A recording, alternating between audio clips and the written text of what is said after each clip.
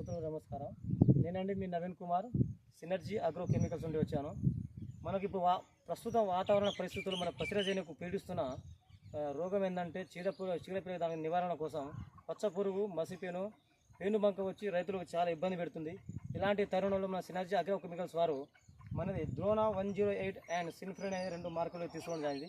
అత్యాధునికమైన ఒక టెక్నాలజీతో రైతును రాజు చేయాలి, రైతునైతే రాజు కావాలి, రైతుకు తక్కువ పెట్టుబడితో అధిక దిగుబడి సంపాదించిన కాన్సెప్ట్తో మన సినర్జీ వారు ఈ ద్రోణ 108 అని తీసుకురావడం జరిగింది.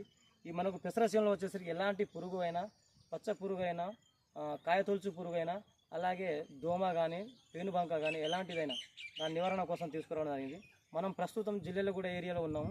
ఇక్కడ బాదావత్ అనే బద్రు ఈ యొక్క మందును మనకు ఒక 5 days బ్యాక్, ఒక 5-6 days, ఒక 5-6 రోజులు ముందు మనం స్ప్రే చేయడం జరిగింది. ఇది ఎలా పనిచేసింది, దీనివల్ల పురుగు అసలు ఏ విధంగా పనిచేసి అనేది మనం ఒక రైతు వారి మాటలు తెలుసుకుందాం. నమస్తే సార్. మీ పేరు? నా పేరు బాదావత్ బద్రు సార్. ఇది కొట్టి ఎన్ని రోజులు అవుతుంది? ఈ మందును మీకు ఎలా అనిపించింది? రిజల్ట్ ఎలా ఉంది? మస్తు ఉంది, రిజల్ట్ బాగానే ఉంది. నేను పెట్టిన తెల్లారే పురుగు మొత్తం చచ్చిపోయింది. ఆడికి నెక్స్ట్ డే పురుగు చనిపోయిందా? కొట్ట అడ్డం మడుకుంటే వచ్చినాయి.